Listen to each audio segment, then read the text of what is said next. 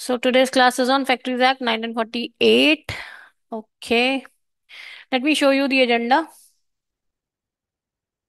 So this is going to be the agenda or points which I'll cover in Factories Act: background, objectives, applicability, definitions, approval, licensing, and registration of factories. And first four points basically will be covered in today's class: appointment of inspectors and certifying surgeons. Till point number four we will be covering in this class. Rest points will be covered in next two classes. Okay, so till point number four, basically. Uh, these point fours relates to uh, uh, relate up to section 10 in the Factories Act. Okay, so section 10 up to section number 10 we will be covering today. Okay, rest in the next two classes. Okay, so apart from Factories Act we'll be covering one bill in relation to Factories Act, that is Factories Amendment Bill 2016. Okay, so let us start the class now. Okay, so brief overview I'll like to share with you with respect to Factories Act. Okay, let us discuss how many chapters are there. So in total there are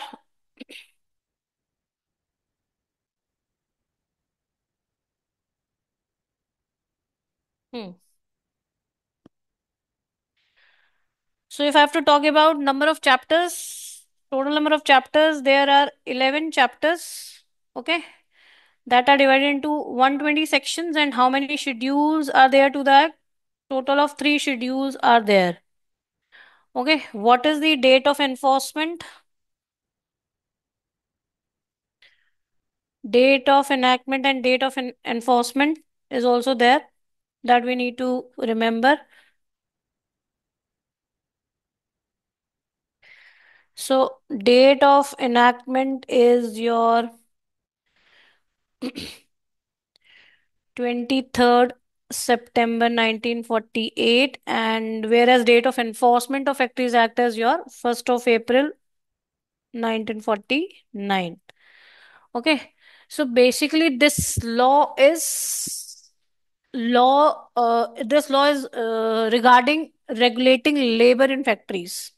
So what is the main motive of the Factories Act? Is to regulate labor in factories. Okay, and the main idea behind the introduction of Factories Act is to provide protection to the workers that were being exploited by the greedy business establishments of that time. Right. So when the Factories Act was introduced way back in 1948, the idea was to protect the workers from the exploitations of the greedy businessmen, and of course to improve the working conditions within the factory premises. Because at that time, in order to procure more and more profit, the businessmen, they were basically ignoring the hygiene factors, or they were providing quite miserable working conditions for the factory workers, and that too majorly for children and females working in the factory. So in order to regulate the working conditions of the workers working in the factory, and also to provide the protection and welfare of these factory workers, this act was mainly introduced. So three things with three motives: health, safety, and welfare of laborers working in factories. This act was introduced. Okay, right? Mm, okay. I must also tell you what is a precursor to this Factories Act. Uh,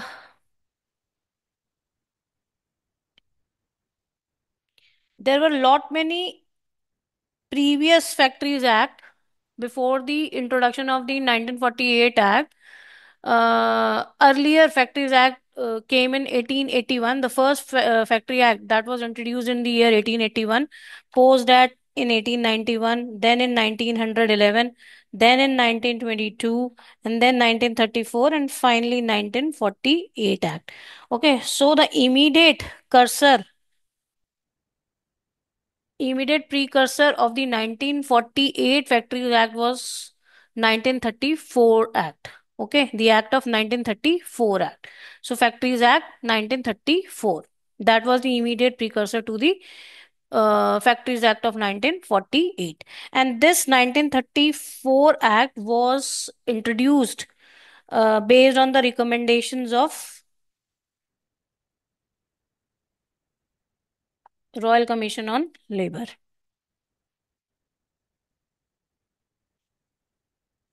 of 1929. Okay. Fine. So these are the things we need to remember. So first Factory Act that was introduced in the year 1881, and the immediate precursor of 1948 Act was Factories Act of 1934. Right. Apart from this, in the year 1987, one major significant amendment was brought out to this act. Okay. One amendment was brought out after Bhopal gas tragedy. BGT stands for Bhopal gas tragedy. So this happened in the year 1984. So post that in the year 1987, one major amendment was introduced in the Factories Act uh, to introduce a chapter related to hazardous process. Okay. So hazardous process altogether a new chapter was added in the Factories Act of 1948 by the 1987 amendment that was related to hazardous processes. Okay. This we need to remember. And the chapter number is chapter 4A. Chapter 4A. Okay.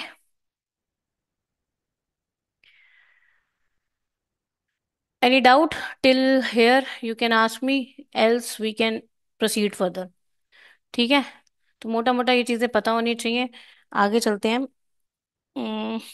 Let me take you through now the major objectives. Again, we should also discuss the objectives with which this Factory Act was introduced to safeguard the workers' interest and their welfare. Some are very uh, known to us. ठीक है, protection against exploitation by greedy business establishments, that also I have discussed.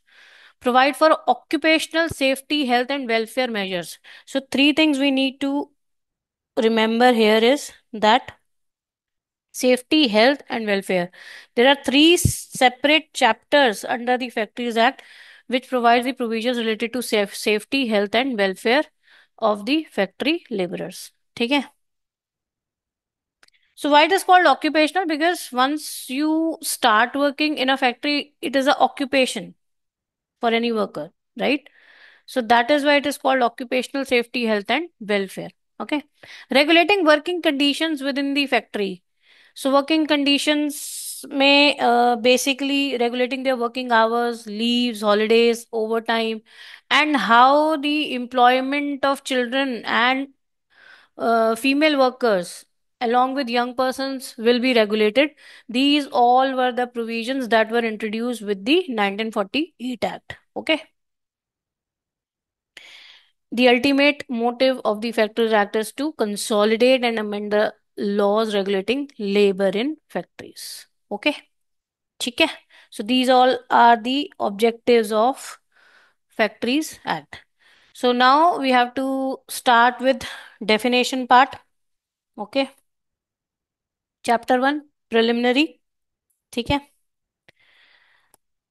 So let us start with section 1 applicability of the act, which says that this act is applicable to whole of India with effect from April 1, 1949. And section 116 is also there, which talks about applicability of this act in some way, which states that this Factories Act is applicable to factories of state government as well as central government, unless stated otherwise. Unless stated otherwise means If specific exemption is there, then only the provisions of the act will not be applicable. Otherwise, the whole of the Factories Act is applicable to state government and central government factories as well. Clear? So this has been stated under section 116. Okay, fine.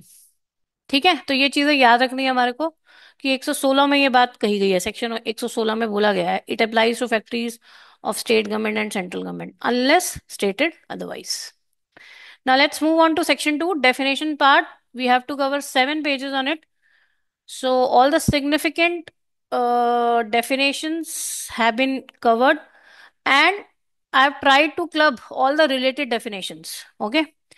So let us look into the definition of adult first. Section 2, subclause A states adult definition. It says person who has completed his 18th year of age. ठीक है? So this word is extra. Okay. 18th year of age. So all those who have completed their 18th year, they are categorized as adult as per Factories Act. ठीक है? Now look into the definition of adolescent. All those people, all those persons who have completed their 15 year, but they have not completed their 18th year, they are into the category of adolescents. So all those who have completed 18 years of age, they are adult. All those persons who have completed their 15th year of age but not completed their 18th year of age, they are categorized as adolescents. Okay, as per factories Act. ठीक है, तो ये हम लोगों को याद रखना है सब कुछ. HP stands for hazardous process. HP stands for, जहाँ पे आपने पूछा है मुझसे HP क्या होता है, वो होता है hazardous process, not human peritus. ठीक है. Child की definition basically is covered under section 2C, where it says persons who have not completed their 15 years of age.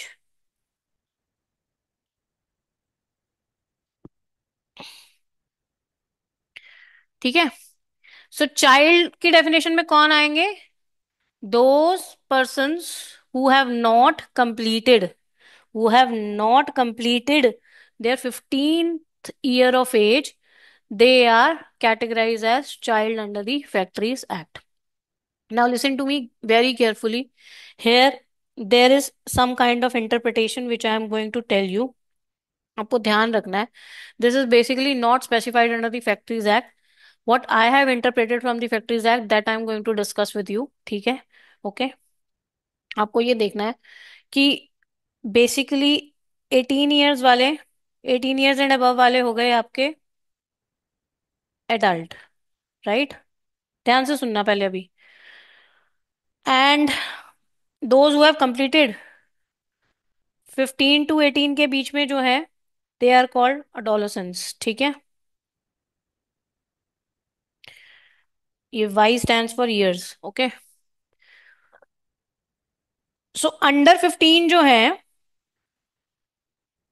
They are categorized as child. In factories act basically section 67 की अगर हम बात करें, section 67 puts a bar on the employment of children below 14 years. Bar on employment of children below 14 years. But here they are basically saying who all are children, anyone who is under 15. So 15 से नीचे के जो persons हैं, they are categorized as children here. ठीक है? But under section 67, there is a complete bar on the employment of children who have not completed their 14th year of age. ठीक है? Which means यहाँ पर जहां पे भी फैक्ट्रीज एक्ट में चाइल्ड वर्ड यूज हुआ है, they are they are referring to your children who falls in between the age of 14 to 15. क्यों ऐसा है? देखो ये बाय इंटरप्रिटेशन निकल कर आता है. basically. Because under 14, you cannot employ a child. So, उनके लिए प्रोविजंस आने की जरूरत ही नहीं है, because you can not employ them in the factory. ठीक है ना? Okay. So, because there's a complete bar on the employment of children below 14 years of age, there is no requirement of any provision, right? So, here, whenever we are talking about child, it means, by interpretation, it means we are referring to those children who are above 14 but less than 15 years of age.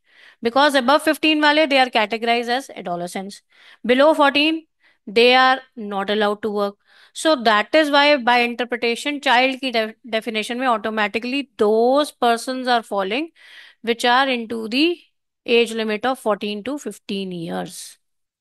Okay? Because Factories Act makes provisions for child as well as adolescent. So below 14 not allowed to work, so that is why no provision is required. ठीक है ना? Okay, समझ समझ में आ रही है ना आपको? अब एक और डेफिनेशन है यहाँ पर रिलेटेड यंग पर्सन की. Young person means either a child और एन एडोलसेंट, जो कि आपके सामने डेफिनेशन है. चाइल्ड कौन होता है और एडोलसेंट कौन होता है? सो यंग पर्सन की डेफिनेशन में चाइल्ड भी आ जाता है एंड एडोलसेंट भी आ जाता है. ठीक है ना? सो इंटरप्रिटेशन पार्ट आपको समझ में आ रहा है ना? तो अंडर 15 वाला जो है, अगर आप लोगों को ये नजर नहीं आ रहा बिकॉज ऑफ सर्टेन कलर, तो यहाँ पे मैंने ये लिखा है अंडर 15 जो है they are categorised as child. और अंडर 15 में भी कौन सा पर्टिकुलरली हम बात कर रहे हैं? In between 14 to 15 years of age. क्यों ऐसा होगा? क्योंकि बिलो 14 वाले they are not allowed to work. And what is been defined as young person? Young person की कैटेगरी में person who is either a child और एन एडोलेसेंट. तो ये दोनों ही यंग पर्सन की डेफिनेशन में आते हैं. So YP stand for young person.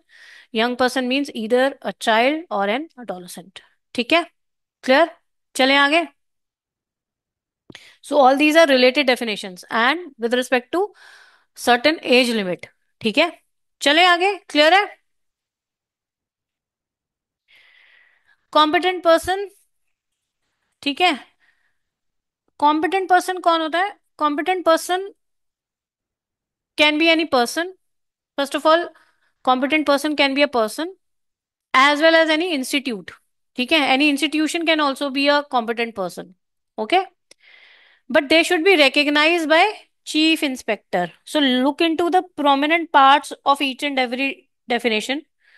So this competent person is recognized as such by the chief inspector, right? So this competent person can be any person as well as any institution which is recognized as such by chief inspector. And what is the purpose of this competent person? To carry out any test, examination and inspections required to be done in factory. So if there is any scope of conducting any kind of test, any examination or inspection which is required to be done in the factory, then that is carried out by this competent person. But this person or institution must be recognized by the chief inspector. ठीक है? Hazardous process. So section 2 CB definition है, हमें देख लेनी चाहिए. So there is a whole together dedicated schedule on the list of industries involving hazardous process, and that schedule is schedule first of the Factories Act. ठीक है? I am referring to the schedule first of the Factories Act. Basically, this schedule list out the industries involving hazardous process. Like for example, coal industries, ferrous and non-ferrous industries, fertilizer industries, cement industry, pesticide industry, chemical industries, paint and pigment industries. So all these industries are the examples of industries involving hazardous process. ठीक है? So this first schedule has a reference under the definition of hazardous process. Hazardous process definition says any activity or process in relation to industry specified in first schedule. मैंने अभी आपको जितने example दिए वहीं से first schedule से उठाकर दिए हैं. ठीक है. So we are talking about any activity और process in relation to any industry which is listed under first schedule to the Factories Act. ठीक है. And this activity or process can be at any stage of the production cycle, be it raw material stage, be it any intermediate stage, or be it at finished product stage. So there are stages of production: raw material stage, intermediate stage, and then finished product stage, right? So any activity or process which has been mentioned under Schedule 1 of the Factories Act and during any stage of the production cycle, if it causes two things. First is if it is harmful to human health, or if it is harmful as far as your environment is concerned, then that activity or process will be categorized as hazardous process under this definition, under this act. ठीक है ना? Under this act. Okay. तो अगर किसी भी production के किसी भी स्टेज पर हो वो एक्टिविटी और process and that industry is listed out in the first schedule to the factories act and if it is causing any material impairment to the health of the persons engaged in or connected therewith, so it is harmful for those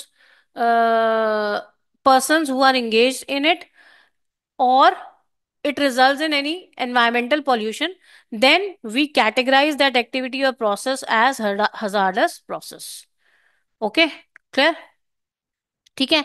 One important line is also there while defining the hazardous process, that state government has the authority to amend the first schedule by way of any addition or deletion or variation of any industry.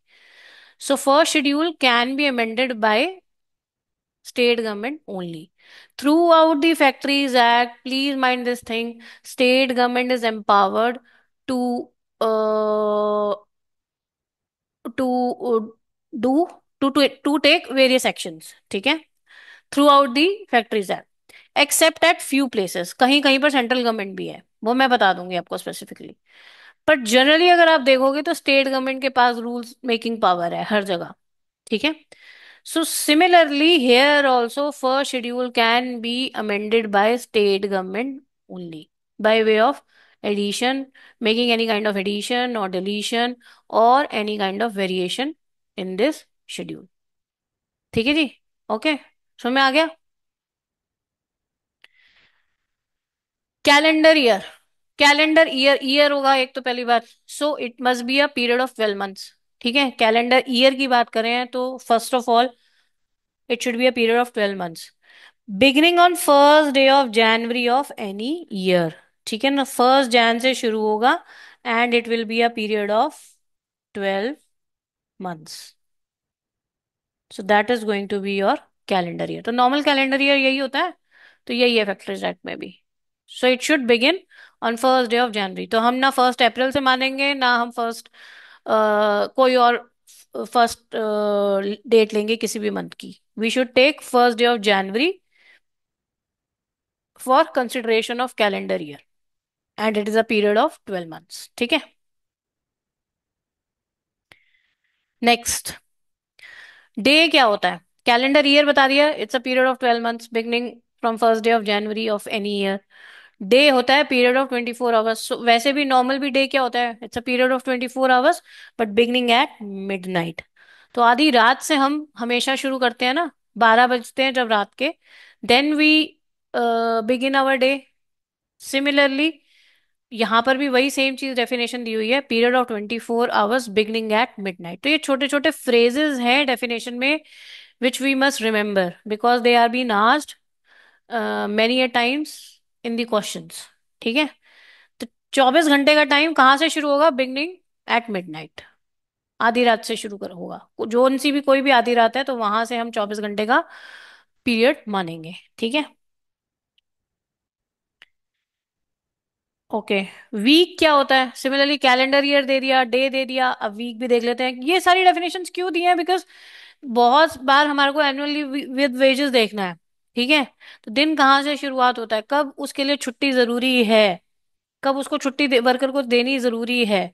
सो ये सब के लिए these kind of time periods have been defined under the factories Act. ठीक है, so we did the definition of calendar year, we did the definition of day, now we are considering the definition of week.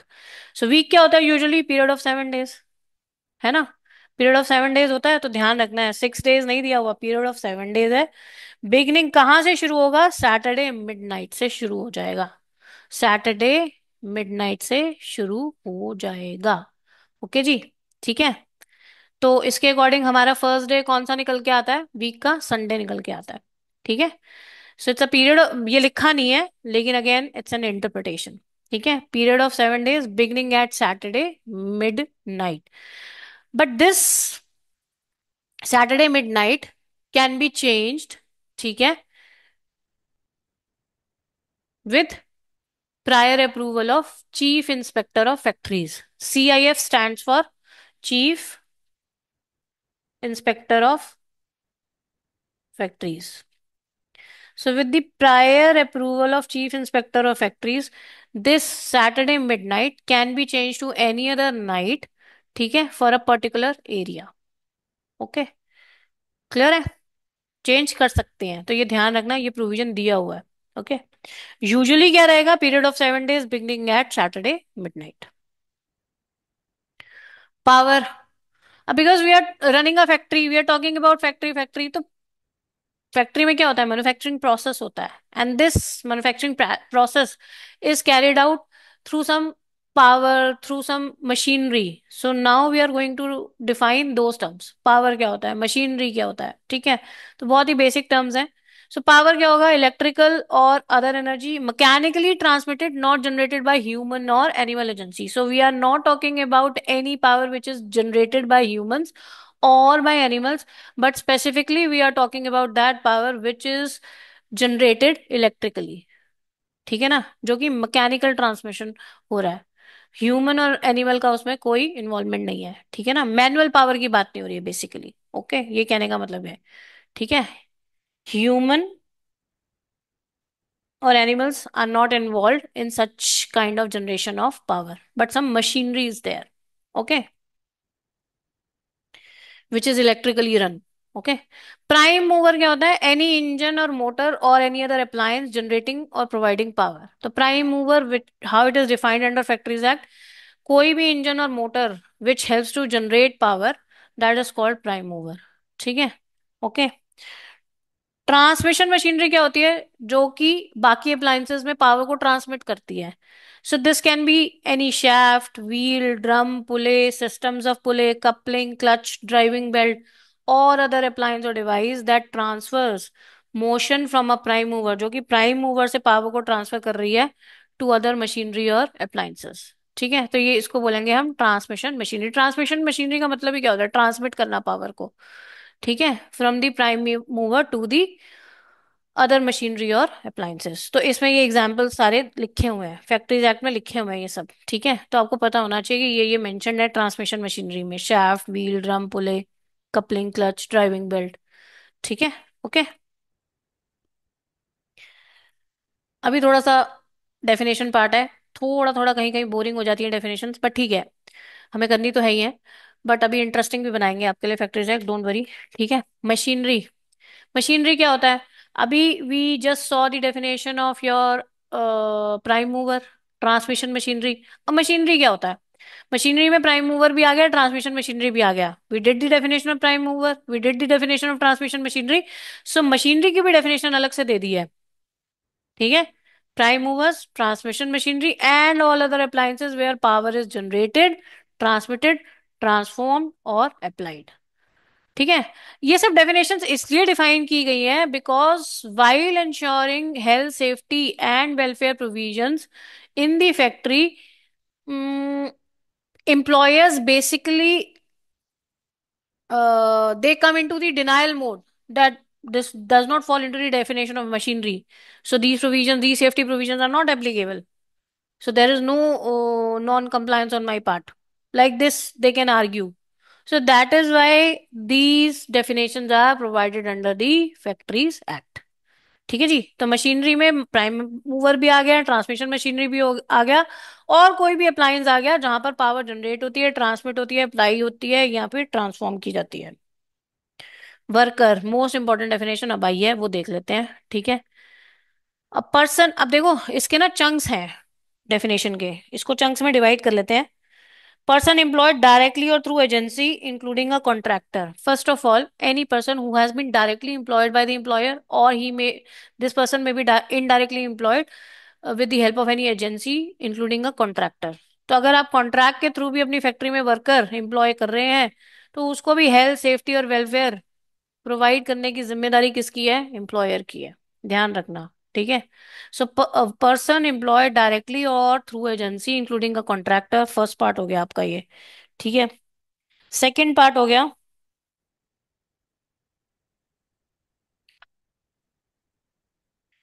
With और without knowledge of principal employer. ठीक है। They may be chances that this worker has been appointed by the manager of the factory without being notified to the principal employer. ठीक है। तो employer को बताया ही नहीं और मैनेजर ने अपॉइंट कर लिया, so that is what is written with और without the knowledge of the principal employer. Later principal employer can not deny the fact that because this worker has been appointed without my knowledge, so I'm not responsible for providing any welfare or protection to this worker. This cannot be done by the employer. इसीलिए लिखा है चाहे आपकी knowledge से रखा है या आपकी नॉलेज के बिना रखा है, हम उसको वर्कर मानेंगे। फॉर रेम्यूनरेशन और not is the third segregation. अब वो आपके लिए पेड फॉर्म में काम कर रहा है या अनपेड फॉर्म में कर रहा है, फ्री ऑफ कॉस्ट भी काम कर रहा है चाहे आपके लिए। ठीक है। तो ये नहीं है कि मैं इस वर्कर को रेम्यूनरेशन नहीं दे रहा, so I am not concern about his welfare, safety या हेल्थ। ठीक है। आपको करना पड़ेगा उसके लिए। ठीक है। Provided this worker should be engage in any manufacturing process. कहाँ पे इंगेज होना चाहिए? मैन्युफैक्चरिंग प्रोसेस में। और in cleaning any part of machinery और premises use for MP. MP मतलब मैन्युफैक्चरिंग प्रोसेस। तो या तो ये वर्कर डायरेक्टली इंगेज होना चाहिए इन मैन्युफैक्चरिंग प्रोसेस, और this worker may also be engage in cleaning any part of the machinery which is being used for the manufacturing process, or any premises which is used for manufacturing process। ठीक है ना। तो साफ सफाई वाले कर्मचारी भी तो होते हैं ना, जो मशीनरी के पास जा जाके काम करते हैं, तो उनके लिए भी तो डेंजर है, तो उनके लिए भी तो सेफ्टी और हेल्थ और वेलफेयर प्रोविजंस होने चाहिए, तो इसीलिए वर्कर की डेफिनेशन में उनको भी इंक्लूड किया गया है। और any other kind of incidental to or connected with manufacturing process. कोई भी ऐसा काम जो कि इंसिडेंटल है या कनेक्टेड है विद द मैन्युफैक्चरिंग प्रोसेस, उसमें if the worker is engage, then also these kind of persons are categorized as worker। ठीक है। Under the factories Act. एक ही एक्सेप्शन है, members of the armed forces of union, they are not categorized as workers. तो army, navy, air force वाले, they are excluded from the definition of worker. The member of armed forces of union, they are not categorized as workers under the Factories Act। ठीक है।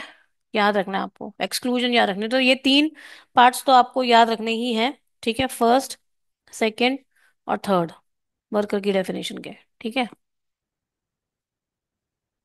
आगे बढ़ते हैं। Factory की definition now, because we are doing Factories Act, तो factory की definition बहुत important है, वो देख लेते हैं अब हम। ठीक है। तो फैक्ट्री क्या बोलती है? Any premises including the persons there of. Persons होता है the boundary basically which is been created. अगर ये फैक्ट्री है, दिस इज योर फैक्ट्री, और इसके आसपास अगर आपने कुछ एडजेसेंट कुछ भी वो ले लिया है, मतलब to cover the area of this factory, ठीक है, इसको पर्सन्स बोलते हैं। Any premises including the persons there of where manufacturing process is carried on. तो main important part of factory definition है कि मैन्युफैक्चरिंग प्रोसेस होना चाहिए यहाँ पर। ठीक है। Manufacturing process should be carried out on the premises. ठीक है। Then the second criteria is to look for the number of people working. in that manufacturing process. ठीक है. So if that manufacturing process is carried on with the aid of the power, what is the threshold of the workers? 10 or more workers are or were working on any day of the preceding 12 months. So if they are currently employed, if 10 or more workers are currently employed, or 10 और more workers were working on any day of the preceding 12 months. So अगर आज मुझे एक factory पर factory act की applicability देखनी है, आज से प्रीसीडिंग 12 मंथ्स के टाइम पीरियड में, on any day of the preceding these 12 months, if 10 or more workers are working and the manufacturing process is carried on with the aid of the power in that premises, then the Factories Act 1948 is applicable to such premises. Similarly, if manufacturing process is carried on without the aid of the power, ठीक है, manual काम हो रहा है, then the threshold of the workers is 20 or more workers. So whether they are working currently on present day or they were working on any day of the preceding 12 months, then we consider that premises as factory under the Factories Act. So with the aid of the power, the threshold is 10 or more workers. Without the aid of the power, the threshold of workers is 20 or more. तो इसको आप ऐसे भी याद रख सकते हैं, exam में कई बार कंफ्यूजन हो जाती है जल्दी जल्दी में. तो 10 छोटा वर्ड है, 20 बड़ा वर्ड है. विद छोटा वर्ड है, विदाउट बड़ा वर्ड है. तो 10 है विद, 20 है विदाउट. ठीक है, ये आप ऐसे याद कर सकते हो. मैंने ऐसे ही याद किया हुआ है, इसलिए मैं भी भूल जाती हूँ कई बार. ठीक है, तो आपको याद रखना है ये. मैं आपको जस्ट तरीका बता रही हूँ कि कैसा क्या तरीका है याद करने का. बहुत बहुत पॉपुलर डेफिनेशन है ये फैक्ट्री की. 10 और more workers with the aid of the power, 20 or more workers without the aid of the power. Now, what are the exceptions to the factory? Which premises are not considered as factory under this act? कोई भी mine, mine के ऊपर separate provision है ना, mine के ऊपर पूरा mine act बना हुआ है. ठीक है. Mobile unit of armed forces, railway running sheds. Railway running sheds पता है ना सबको क्या होता है, where railway coaches are kept while they are not in use. Hotels, restaurants, eating places, all these are not considered as factory under the Factories Act. ठीक है, तो ये एक्सेप्शन से भी बहुत बार क्वेश्चन पूछा गया है, तो आपको पता होना चाहिए. Mine is not considered as factory, याद रख लेना आप. ठीक है. Two more important things which are explained under the definition of factories is, first is that how this threshold of workers is to be calculated. While calculating the threshold of workers of 10 or more workers or 20 or more workers, we must keep this thing in mind that all the workers in different groups and relays in a day shall be taken into account. ठीक है. So for computing the number of workers as above मतलब ये वाले workers. ठीक है. जब हम ये 10 और मोर वर्कर्स का क्राइटेरिया देख रहे हैं या 20 और मोर वर्कर्स का क्राइटेरिया देख रहे हैं इन दी फैक्ट्री कि एप्लीकेबल होगा या नहीं होगा, all the workers in different groups और रिलेस. तो डिफरेंट डिफरेंट ग्रुप्स और शिफ्ट बेसिस पे काम होता है ना फैक्ट्री में. सुबह कुछ और वर्कर्स आ रहे हैं, शाम को कुछ और वर्कर्स आ रहे हैं, कोई और ग्रुप ऑफ वर्कर्स आ रहा है, but the same kind of work is there. ठीक है. All the workers in different groups and relays in a day shall be taken into account. Okay, तो सबको मिलाकर ये टोटलिंग करनी है शिफ्ट बेसिस पे जहां पे भी काम हो रहा है. अभी ग्रुप्स और रिलेज की भी डेफिनेशन आपको दिखाऊंगी मैं. ठीक है. एक बहुत छोटी सी बात और बोली गई है. If there is a factory जहां पर मैन्युफैक्चरिंग प्रोसेस हो रहा है, MP I am writing here now, this factory has a office also. The owners of the factory, they have also taken, occupied certain place as office space, जहाँ पे सिर्फ office related काम होता है, computer related काम होता है. There is no manufacturing process done here. ठीक है. सो उसके लिए बोला गया just having an electronic data processing unit और कंप्यूटर यूनिट.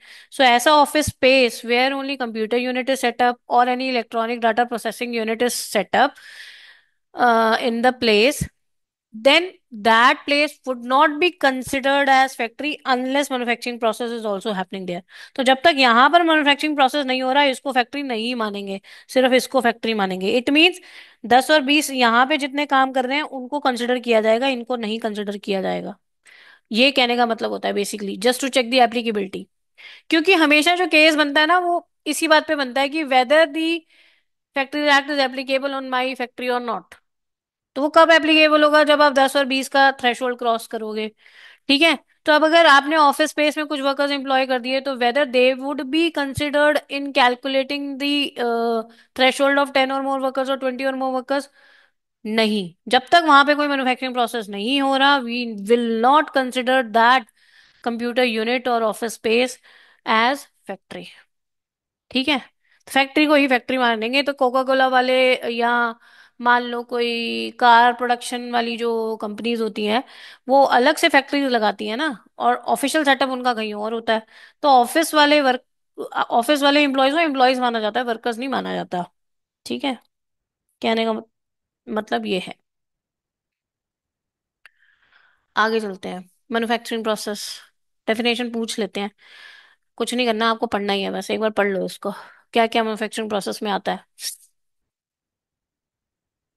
पढ़ लो इसको।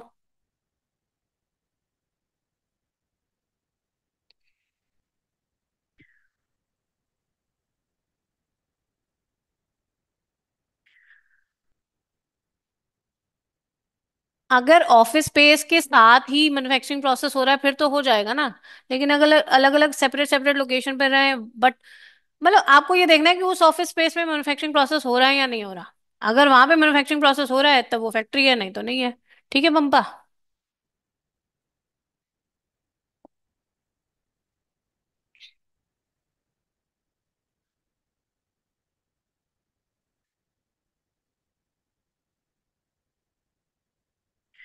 मैन्युफैक्चरिंग प्रोसेस की डेफिनेशन सिंपल है। सेक्शन 2 सब क्लॉज के है। मैन्युफैक्चरिंग प्रोसेस में ये आते हैं आपके processes. If you are processing any kind of material, processing का मतलब क्या है, उसको मेक कर रहे हो, ऑल्टर कर रहे हो, रिपेयर, फिनिशिंग, पैकिंग, उसकी finishing, packing, cleaning, treating any article for use, sale, transport or disposal. इस तरीके से कुछ भी आप प्रोसेस कर रहे हो मटेरियल्स को, then that is regarded as manufacturing process. If you're pumping out oil, water, sewage, or other substances, then that is manufacturing process. If you are involved in any power related activities like generation, transforming, or transmitting power, then it is a manufacturing process. If you are involved in any printing or book binding process, तो जितनी भी आपकी press होती हैं, ठीक है ना, letter press, lithography, ये सारी वो है आपकी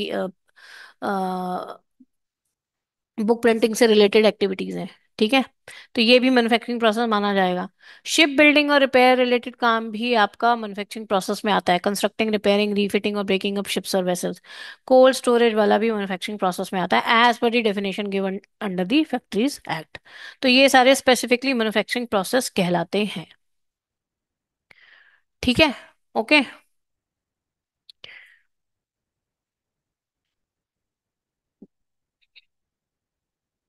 अब ग्रुप और रिले की डेफिनेशन देख लो, जो मैंने आपको बोला था कि ग्रुप और रिले की डेफिनेशन भी दी हुई है, वो भी देख लो।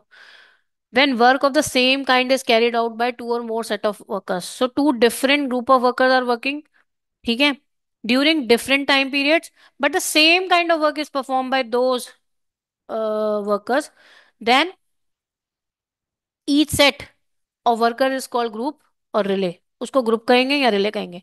मतलब इसमें सेम क्या है, वर्क सेम होना चाहिए, लेकिन वर्कर जो है वो अलग है और टाइम पीरियड जो है वो अलग है। ठीक है। Then each set of worker is called group or relay, और उस टाइम पीरियड को क्या कहेंगे, शिफ्ट। ठीक है। पढ़ लो डेफिनेशन।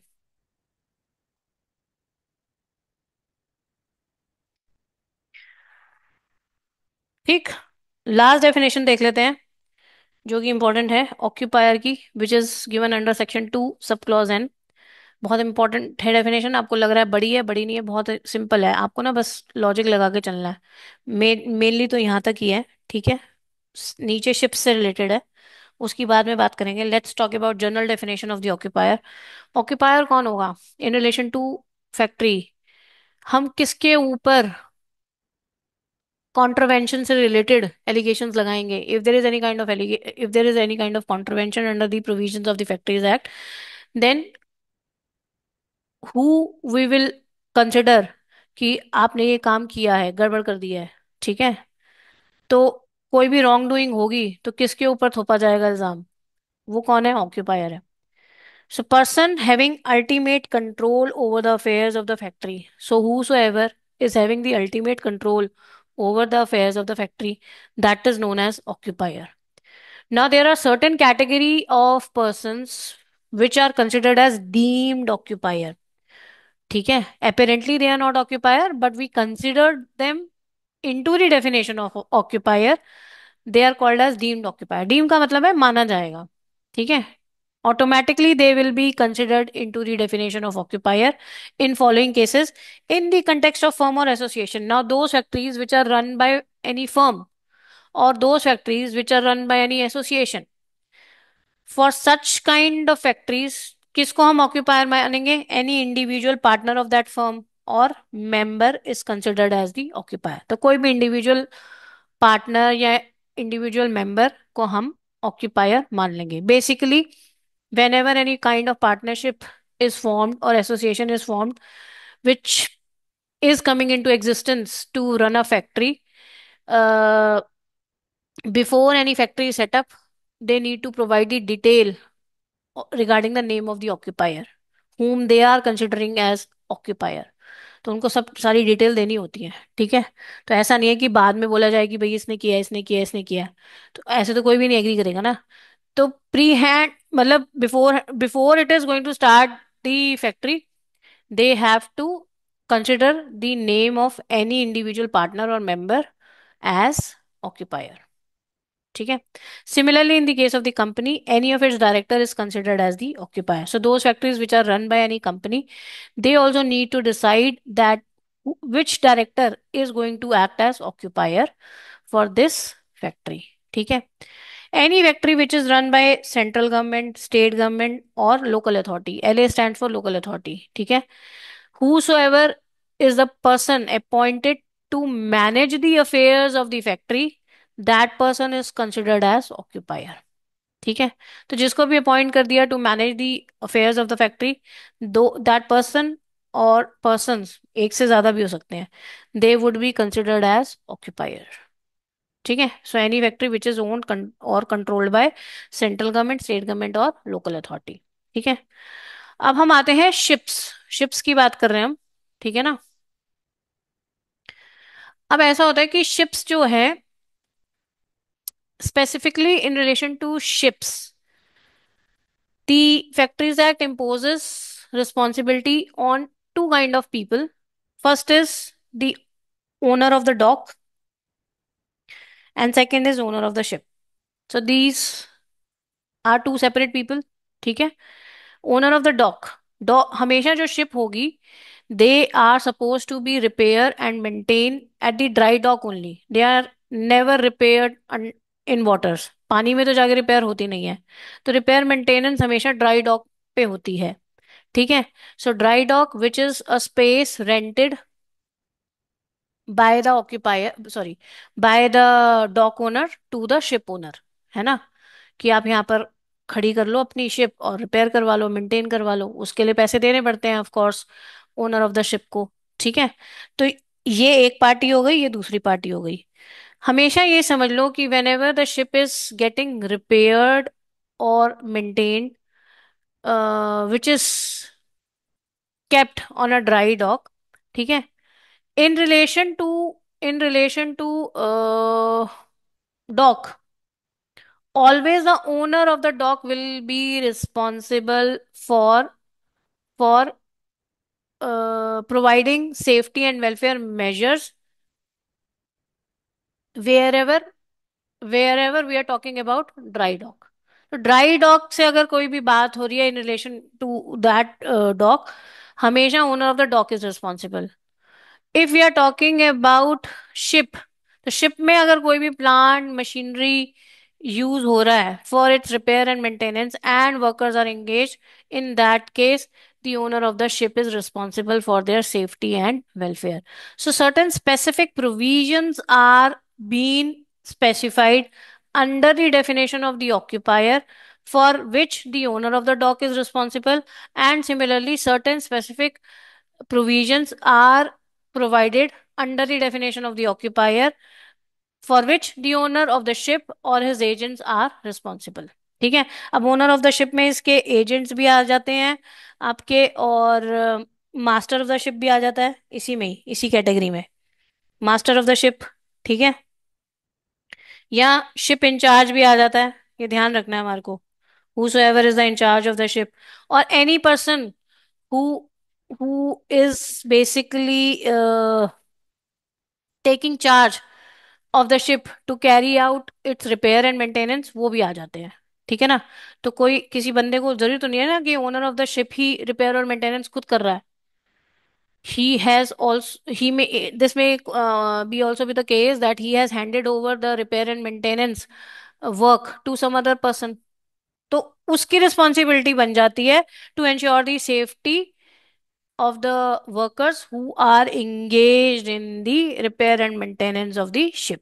तो अब आप इसको पहले पढ़ लो, special rules for ships being repaired, फिर मैं इसको थोड़ा सा और एक्सप्लेन कर दूंगी। पहले आप इसको पढ़ लो, ये वाले पार्ट को।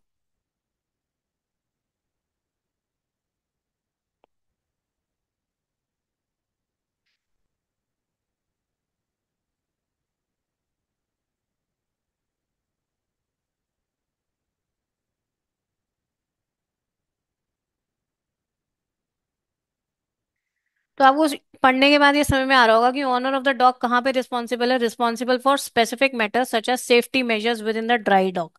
तो डॉक में अगर देखो कभी भी कोई डॉक चला रहा है, whosoever want to act as owner of the dock, he needs to take the approval and licensing to run a dock। ठीक है। तो सेक्शन 6 हो गया, सेक्शन 7 हो गया, सेक्शन 7A 7 भी अभी हम पढ़ेंगे, जहां पर specific duties are listed for the occupier. ठीक है। वो सब ड्राई डॉक के ओनर्स पर एप्लीकेबल हो जाती है। With respect to cleanliness of the dock, who is going to be responsible? Owner of the dock. तो सेक्शन 11 क्लीनलीनेस की बात करता है। सेक्शन 12 बोलता है disposal of waste and effluents from the dock. ठीक है। So who is going to be responsible? Owner of the dock. ठीक है। In case any kind of lightning is to be provided in and around the dock, who is responsible? Owner of the dock। Section 19, section 18, ये सब हम अभी पढ़ेंगे। ठीक है। तो कौन कौन से सेक्शंस के लिए अगर मैं लिख दूं ना यहाँ पर, तो सेक्शन 6 है मेरा, 7 दिया हुआ है, 7A दिया हुआ है, 7B, जहां पर ऑक्यूपायर किसको बोला गया? ओनर ऑफ द डॉग को। ठीक है। ऐसे सेक्शन 11 है, 12 है, सिर्फ सेक्शन नंबर लिख रही हूँ मैं आपके लिए। सेक्शन 17 है which is related to lighting. Section 18 है which is related to your drinking water. So provision of drinking water on the dock किसकी रिस्पॉन्सिबिलिटी है? ओनर ऑफ द डॉग की। ठीक है। 19, लेट्रिन्स एंड यूरिनल्स कौन प्रोवाइड करेगा? Dock owner. ठीक है। 42, वॉशिंग फैसिलिटीज, देन कैंटीन्स। ठीक है। ये सब shelter, restrooms. Section 49, welfare officers के बारे में बात करते हैं। All these are for all these sections owner of the dock is responsible. ठीक है। ओके। क्लियर। अगर शिप में शिप के शिप शिप ओनर की बात हो रही है, मैंने पहले ही बता दिया आपको, शिप ओनर के साथ साथ उनके agents, person in charge of the person in charge of the ship या मास्टर ऑफ द शिप, इनको ऑक्यूपायर मान लिया जाएगा। They are responsible for the workers directly employed by them और through any agency for the repair और maintenance work. ठीक है। तो इनके लिए भी स्पेसिफिक सेक्शन मेंशन्ड है, चैप्टर्स भी मेंशन्ड है। जैसे फॉर एग्जांपल सेक्शन 13 वेंटिलेशन और टेम्परेचर की बात करता है। तो शिप में जब भी रिपेयर और मेंटेनेंस का काम हो रहा है तो वेंटिलेशन और temperature should be regulated one. ठीक है। सेक्शन 14 डस्ट और फ्यूम्स की बात करता है। सेक्शन 16 मतलब कोई ओवर क्राउडिंग नहीं होनी चाहिए, लाइटनिंग प्रॉपर होनी चाहिए उस टाइम पे शिप पर। सेक्शन 17 ये बोलता है। ठीक है। चैप्टर 4 में अब चैप्टर्स पूरे पूरे बोल दिए हैं। चैप्टर 4 जो कि सेफ्टी से रिलेटेड है। ठीक है। रिपेयर एंड मेंटेनेंस वर्क में जितने भी वर्कर्स हैं उनकी सेफ्टी की जिम्मेवारी किसकी है? ओनर ऑफ द शिप और हिज एजेंट्स की। ठीक है। ओके। ऐसे ही आपके जो वेलफेयर चैप्टर में सेक्शन 43 है, 44 है, 45 है, ये सेक्शंस मेंशन्ड है। चैप्टर 6 वर्किंग आवर्स की बात करता है। चैप्टर 7 यंग पर्सन्स की एम्प्लॉयमेंट की बात करता है। पूरे पूरे चैप्टर बोले हुए हैं, चैप्टर 6, चैप्टर 7, चैप्टर 8, 8 है आपका वो एनुअल लीव विद वेजेस का। चैप्टर 9, ठीक है, ये सब के लिए owner of the ship responsible है। Also responsible for machinery plant और premises use for the repair और मेंटेनेंस वर्क। ठीक है, तो इन सब के लिए और भी हैं सेक्शंस, इसके एक्सेट्रा लिख देती हूँ यहाँ पर, ठीक है। ओके, ये सब में जिम्मेदारी किसकी है? शिप ओनर की। ओके, ठीक है। तो with this the definition part is over. कुछ और देख लेते हैं, चैप्टर 2 भी देख लेते हैं ताकि हम आज की क्लास को और कंक्लूड भी कर पाए थोड़ा सा, ठीक है। तो चैप्टर 2 से पहले कुछ कुछ दो सेक्शन और रहते हैं, वो देख लेते हैं, ठीक है। सेक्शन 5 देखते हैं, power to exempt during public emergency. Power to exempt during public emergency. Public emergency क्या होता है? पब्लिक इमरजेंसी में एक्ट में लिखा हुआ है, एक्ट में डिफाइंड है पब्लिक इमरजेंसी। इसमें कोई वॉर लाइक सिचुएशन हो गई कंट्री में, इंटरनल डिस्टरबेंस हो गया, डिस्टरबेंस, इंटरनल डिस्टरबेंस मतलब जैसे राइट लाइक सिचुएशन हो गई, या एक्सटर्नल एग्रेशन हो गया। सो पब्लिक इमरजेंसी में ये तीनों चीजें इंक्लूड की गई हैं under the act. War, internal disturbance, external aggression. Internal disturbance हो गया right like situation, external aggression हो गया जैसे कि कोई टेररिस्ट अटैक हो गया। So in case of public emergency, who is been authorise to exempt factories और class of factories from the provisions of the act? State government. तो state government factories को एग्जम्प्ट कर सकती है from the provisions of the factories act, except section 67। तो from any or all of the provisions state government may exempt the factories और class of factories, ठीक है, accept section 67 जो कि बात करता है prohibition of employment of young children. तो 14 साल से नीचे वाले बच्चे फैक्ट्री में काम नहीं कर सकते, इसकी एग्जाम्पशन कोई नहीं दे सकता। यानी कि कुछ भी हो जाए, 14 साल से नीचे के बच्चे फैक्ट्री में काम नहीं कर सकते, ठीक है। इस प्रोविजन से एग्जाम्पशन कोई नहीं दिला सकता, ठीक है। They can not be any exemption with respect to section 67। तो 67 को छोड़कर किसी भी प्रोविजन से एग्जाम्प्ट कर सकती है स्टेट गवर्नमेंट, ठीक है। And when ever state government comes out with any exemption provision, it should not exceed 3 months period at a time. तो 3 महीने के लिए वो एग्जाम्पशन दे सकती है। So if it wants to extend, it has to come out with the fresh notification, ठीक है ना। ओके, सेक्शन 4 भी है, वो भी देख लेते हैं। सेक्शन 4 ये बोला गया है कि स्टेट गवर्नमेंट में ऑन इट्स ओन मोशन, ठीक है, यहाँ पे लिखा हुआ है, क्या लिखा हुआ है? मे, सेक्शन 4 बता रही हूँ मैं आपको, may on its own motion और on the request of the principal employer, ठीक है, और on the application of principal employer, ठीक है, may declare different departments to be separate factories. तो डिफरेंट डिफरेंट डिपार्टमेंट्स होते हैं ना कई बार एक ही फैक्ट्री में, तो इन डिफरेंट डिपार्टमेंट्स को भी सेपरेट फैक्ट्री माना जा सकता है। एक ही फैक्ट्री में डिफरेंट डिफरेंट डिपार्टमेंट्स हैं, लेकिन स्टेट गवर्नमेंट को लगता है कि ये हर एक डिपार्टमेंट अपने आप में एक फैक्ट्री है, then it can come out with the declaration that these separate departments, though they belong to a single factory, these departments would be considered a single factory separately, ठीक है ना, सिंगल सिंगल फैक्ट्री सेपरेटली। तो इसको factory 1 मानेंगे, इसको factory 2, इसको factory 3। हालांकि ये क्या है? डिफरेंट डिपार्टमेंट्स, ठीक है, ऑफ अ सेम फैक्ट्री, लेकिन इन डिपार्टमेंट्स को ही अलग अलग फैक्ट्री मान लिया जाता है।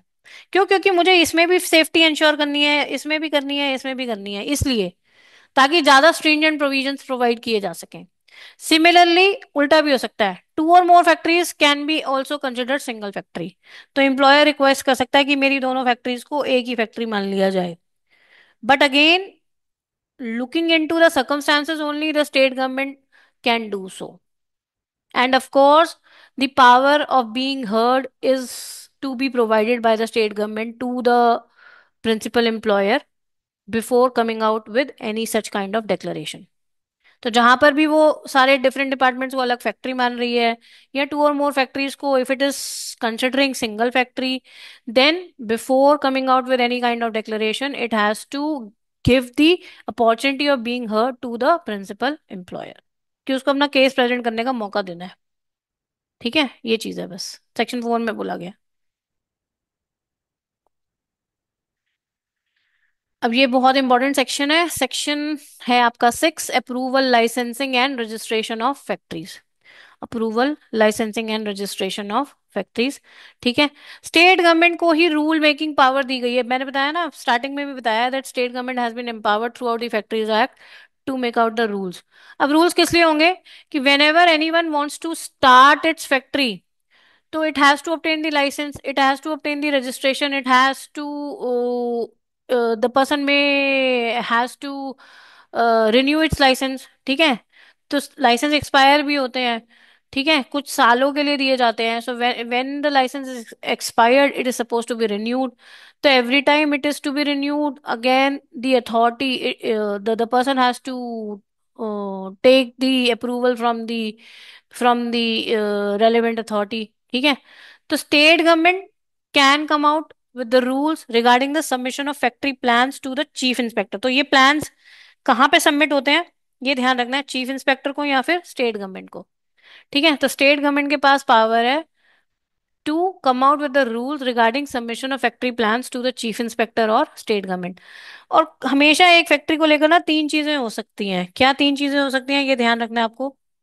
या तो हम उसकी साइट लोकेशन अप्रूव करवा रहे हैं गवर्नमेंट से, कि I have decided this site on which I want to set up the factory. ठीक है, तो साइट का आप अप्रूवल ले रहे हो। नेक्स्ट इज, या आप फिर अम, उस साइट पर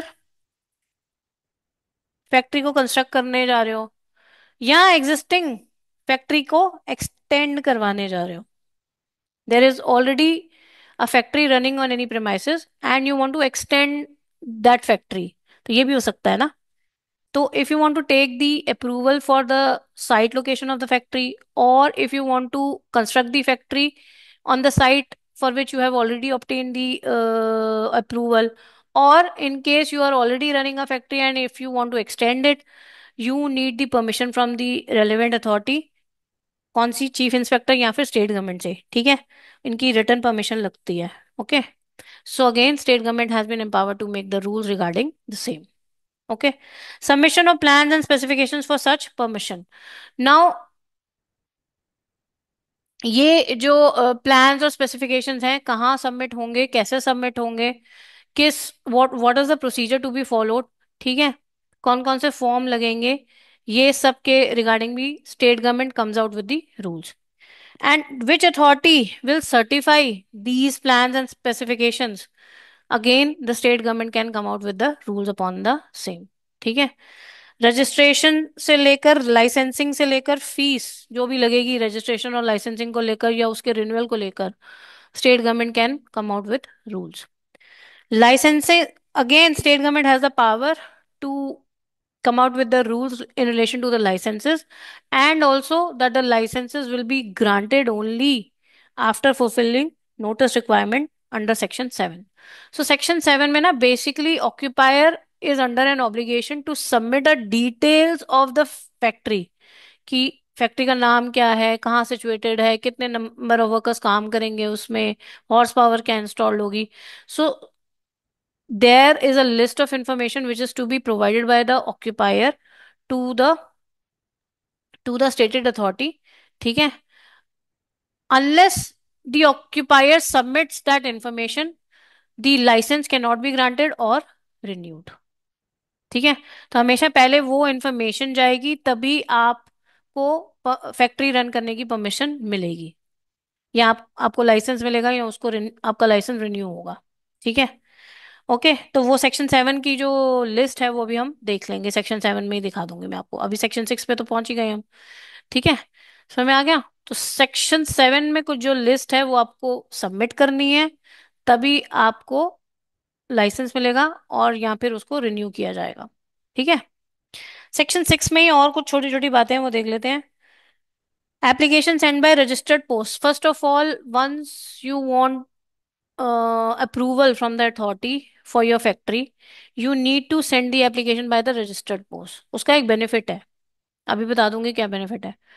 application has to be send by registered post to the state government or chief inspector. तो अथॉरिटी कौन है यहाँ पर, रेलेवेंट अथॉरिटी कौन है, स्टेट गवर्नमेंट या फिर चीफ इंस्पेक्टर।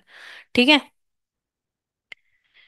अब इसका बेनिफिट है deemed approval. So once you send your application through registered post and state government or chief inspector does not respond on your application, then it's a case of deemed approval. If you do not hear from the authority within 3 months from the date on which this application is sent। ठीक है, तो आज आपने application लगा दी registered post के through state government को या चीफ इंस्पेक्टर को, and you did not hear from the authority up to 3 months, then on the expiry of 3 months, uh, this is a case of deemed approval. That is, approval is automatically granted. So it means there is a foundation of state government or chief inspector to act on the application for approval of factory within 3 months। इसका मतलब ये भी निकलता है ना कि उनके पास भी तो टाइम लिमिट हो गई ना, कि आपको 3 महीने में एक्शन लेना ही है, या तो आप उसको अप्रूव कर दो या रिजेक्ट कर दो, स्टेटिंग द रीजंस। ठीक है, नहीं तो ऑटोमेटिक अप्रूवल हो जाएगा। Now, what if the chief inspector or state government rejects your application? The person has the right to file the appeal. ठीक है, so if it is a state government decision, the appeal lies with the central government. If it is a chief inspector decision, the appeal lies with the state government. Simple. So where the application for approval has been rejected by state government or chief inspector, ठीक है, कोई भी permission उन्होंने reject कर दी कि आप construct नहीं कर सकते, एक्सटेंड नहीं कर सकते, या आपकी रजिस्ट्रेशन को उन्होंने अप्रूवल नहीं दिया, लाइसेंस नहीं दे रहे आपको, then it that case the person has a right to file the appeal within 30 days of refusal. ये टाइम लिमिट याद रखनी है यहाँ पर भी और यहाँ पर भी। ठीक है, so if the appeal is against the state government decision, it lies with the central government. And if the appeal is against the decision of the chief inspector, then the appeal lies with state government. You can go to state government। ठीक है, simply.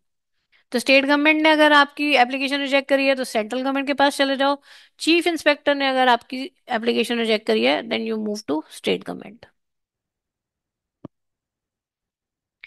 एक चीज इसमें और है कि अगर आप अपनी फैक्ट्री में कोई प्लांट और मशीनरी ऐड कर रहे हो, just you are just replacing or adding any plant or machinery, that is not considered as extension. इसका मतलब तब आपको एक सेपरेट अप्रूवल लेने की जरूरत नहीं है, प्रोवाइडेड कि you are maintaining the minimum clear space for safe working. ठीक है, तो जितना क्लियर स्पेस होना चाहिए उस रिक्वायरमेंट को if you are fulfilling, then there is no need of separate approval from the authority while you replace or add any plant or machinery to your factory।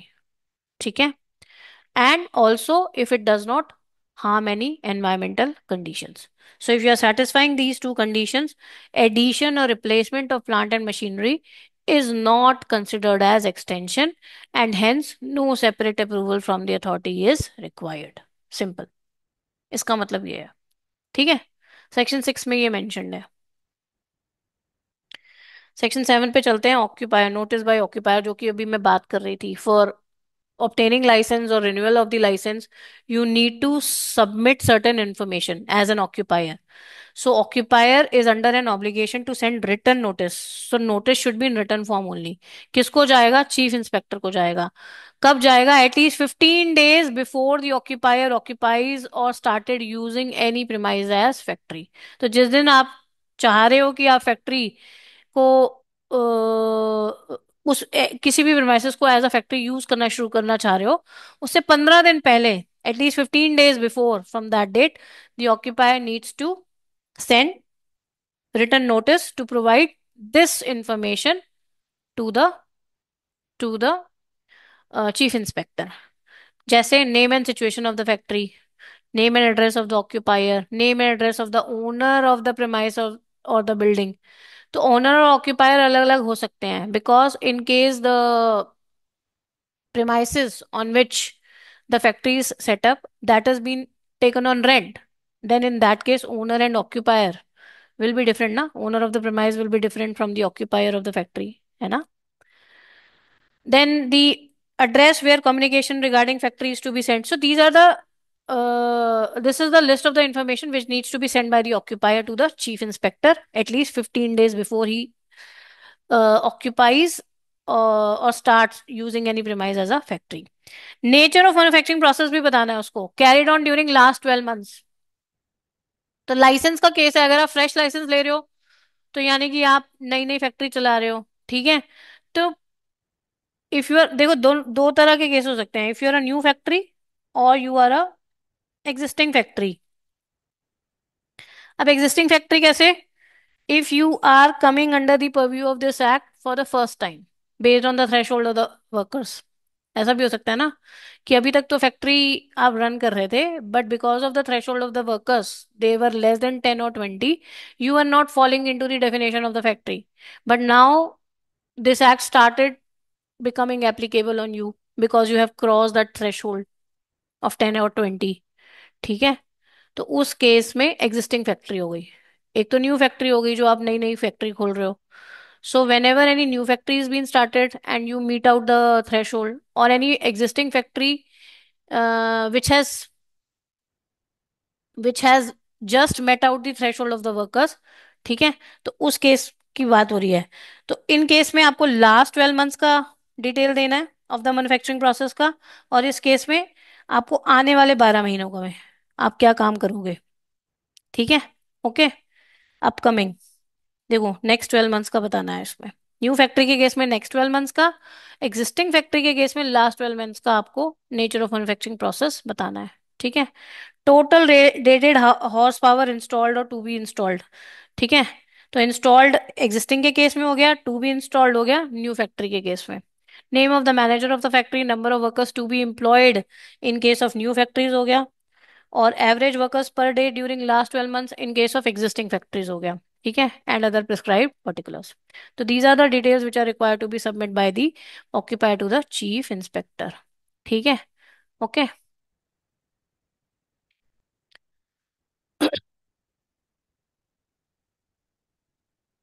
Pampa is asking, देखो ये सब ना procedural चीजें हैं पंपा. आपको पहले ये देनी होंगी, तभी आपको लाइसेंस वाइसेंस मिलेगा. ठीक है. If the occupier started using the premise, but with in, आप कैसे करोगे? जब तक आपको अप्रूवल नहीं मिलेगा तब तक आप स्टार्ट ही नहीं कर सकते पंपा. ठीक है ना. कोई भी फैक्ट्री आप बिना रजिस्ट्रेशन, बिना अप्रूवल, बिना लाइसेंस के नहीं चला सकते आप. ठीक है.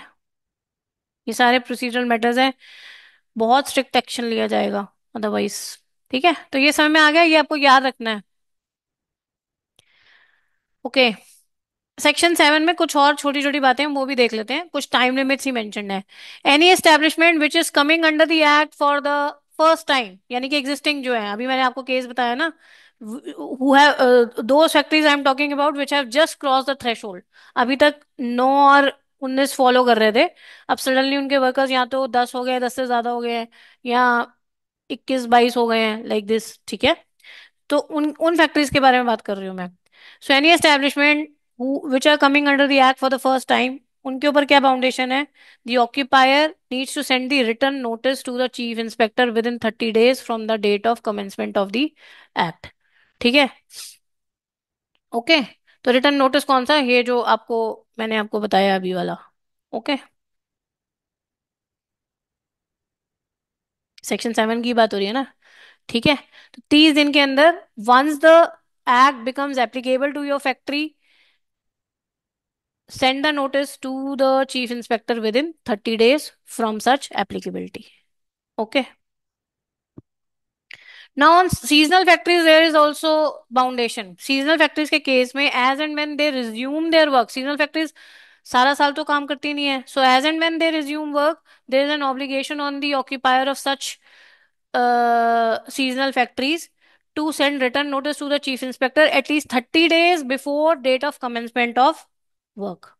Before they resume their work, they need to send notice to the chief inspector at least 30 days before date of commencement of work. ठीक है ना, तो जब जब भी वो काम करना शुरू करेंगे तो उनको ऑक्यूपायर को, चीफ इंस्पेक्टर को नोटिस देना है। So MP stand for manufacturing process.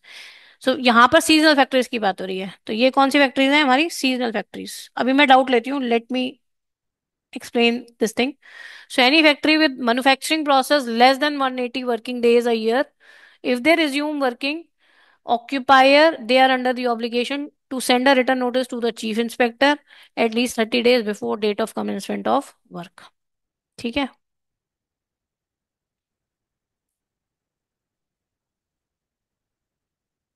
Yes, Abhilash, existing companies के बारे में बात हो रही थी ये। ठीक है।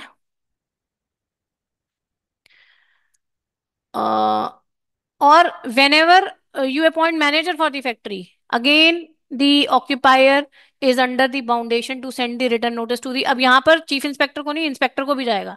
तो inspector with CC mark to chief inspector, तो यहाँ पर ये चीज ध्यान रखना, यहाँ पे इंस्पेक्टर और लगाया हुआ है।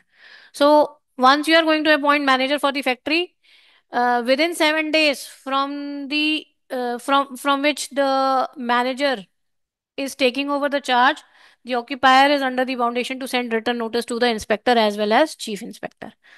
ठीक है, तो अगर आज अपॉइंटमेंट हो रही है 15 मार्च को, तो 22 मार्च तक का टाइम है आपके पास to send the notification, to send the return notice to the inspector और chief inspector of such appointment. ठीक है। अब एक और अच्छी सी बात लिखी हुई है, छोटी सी बात है लेकिन आपको पता होना चाहिए ये। ठीक है, क्या लिखा हुआ है, ऐसी factory in absence of any manager, जहां पर मैनेजर है ही नहीं, तो कोई भी बंदा जो मैनेजर की तरह काम करता हुआ दिखाई दे गया, any person found acting as manager और where no such person is there, occupier deemed manager. So if the factory has manager, manager को पकड़ लेंगे। मैनेजर नहीं है, so any person who is acting as manager, that person, and even if no such person is there, then in the absence of such persons, occupier will be deemed as manager। ठीक है, सो occupier को deem manager करार दे दिया जाएगा। ठीक है, समय आ गया, या तो मैनेजर अपॉइंट कर लो, या फिर कोई घूमता फिरता मैनेजर दिखाई दे गया जो मैनेजर की तरह काम कर रहा है लेकिन उसको मैनेजर अपॉइंट नहीं किया हुआ, उसको पकड़ लेंगे हम। या फिर ये दोनों ही नहीं है, तो उस केस में occupier will be considered as deemed manager. ठीक है। ओके, तो सेक्शन 7 आपका ये है। और उसके बाद अब चलते हैं 7A और 7B में। मुझे कुछ नहीं पढ़ाना, आपको सिर्फ पढ़ना है। What are the general duties of occupier. So basically 7A and 7B tells out the duties of the occupiers and manufacturers. ठीक है, तो क्या ड्यूटीज होंगी अगर आप फैक्ट्री को ऑक्यूपाई करते हो, तो आपकी जनरल ड्यूटीज क्या होनी चाहिए, आप खुद बताओ, खुद से पढ़ लो। मुझे इसमें पढ़ाना नहीं है लेकिन यस क्वेश्चन आ सकता है, तो आपको ना इसमें वर्ड बाय वर्ड थोड़ा सा पढ़ लेना चाहिए। सबसे पहले, as a major task as an occupier आपका क्या काम होगा, हेल्थ सेफ्टी और वेलफेयर इंश्योर करना, क्योंकि फैक्ट्री एक्ट का मेन पर्पज ही यही है, to ensure the health safety and welfare of the workers. So as an occupier your general duty is this, first and foremost duty is to ensure the health safety and welfare. बाकी क्या specific responsibilities mention है, provision and maintenance of safe and risk free plant and work systems, safety arrangements for handling, storing, and transporting articles and substances. So, whatever articles and substances are used in the factory, safety arrangement should be there for their proper handling, for their proper storage, for their proper transportation. ठीक है, providing necessary information, instructions, and training to the workers for their safety, maintaining workplace conditions that are safe and free from health risk। Journal है लेकिन पूछ सकते हैं paper में। providing safe means of access to and egress means coming out of that place from the work places. तो अगर कोई भी एक्सीडेंट हो जाता है तो सेफली वो कैसे किसी भी वर्क प्लेस को एक्सेस कर सकते हैं, and safely how they can come out of that place. ठीक है, ensuring a working environment that is safe, healthy and educate for worker welfare। और ऑक्यूपायर के ऊपर कुछ और प्रोविजंस भी एप्लीकेबल है अंडर सेक्शन 7A। ये 7A है general duties of occupier. Occupier must prepare and periodically update a written statement of their general policy for worker health and safety. ठीक है, occupier is under the foundation कि periodically वो एक return statement तैयार करे for general policy in relation to workers health and safety. और इसके बारे में ही also need to update to the workers. ठीक है ना, पॉलिसी खाली बना के पेपर्स में रख देने का तो काम नहीं है ना। So that should be periodically updated to the workers as well. The occupier must communicate this policy and any revisions to all workers in a prescribed manner. ठीक है, तो आपकी हेल्थ और सेफ्टी से रिलेटेड ये हमने पॉलिसी बना दी है, ऐसे हम इसको रिवाइज कर रहे हैं। This needs to be updated on periodical basis to the workers. Similarly, अब ऑक्यूपायर के अलावा कुछ डिजाइनर्स होंगे जो आर्टिकल्स डिजाइन करते हैं, उनके मैन्युफैक्चरर्स होंगे या इंपोर्ट भी करते हैं, फैक्ट्री में लेकर आते हैं देन, या सप्लायर्स होते हैं। ऐसा तो नहीं है ना कि मैंने सप्लायर में ऐसा कोई एक्सप्लोजिव लाके एज अ सप्लायर मैंने फैक्ट्री में कोई आके कोई एक्सप्लोजिव डंप कर दिया, तो एज अ सप्लायर मेरी भी तो कोई जिम्मेवारी है उस फैक्ट्री के प्रति और उस फैक्ट्री के वर्कर्स के प्रति। ठीक है, so if you are a designer, manufacturer, importer और supplier and you are supplying articles और substances which are to be use in factories, तो आपकी कुछ जिम्मेवारियां बनती हैं which are stated under section 7B। Again ये जनरल है लेकिन पूछ सकते हैं पेपर में। ठीक है, पढ़ लो इसको, ये इसमें इंपॉर्टेंट है, ये पढ़ लो, अगर ये समझ में नहीं आया तो ये पूछ लो, एक बार देख लो आप लोग इसको, मेरा पढ़ाने लायक इसमें कुछ भी नहीं है।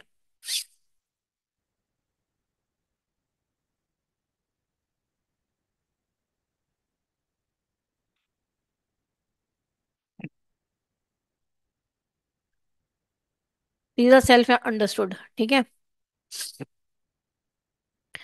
इसमें ये बोल रहा है importance must ensure importers, so those who import goods to be use in any Indian factory.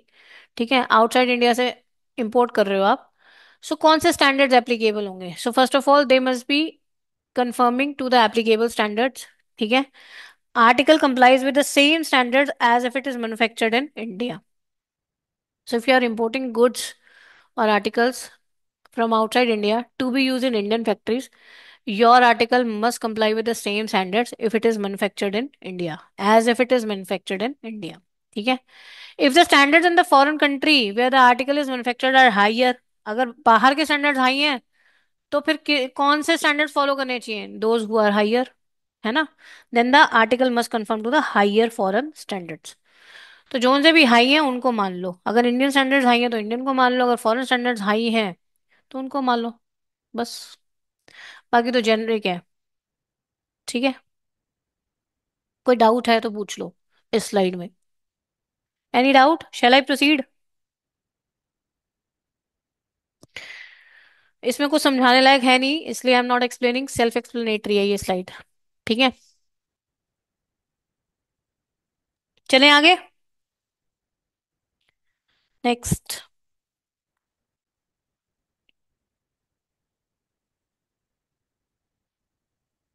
अब आता है चैप्टर 2, इंस्पेक्टिंग स्टाफ। बहुत सिंपल सी दो स्लाइड्स रह गई हैं, उसके बाद हम रैप अप करेंगे।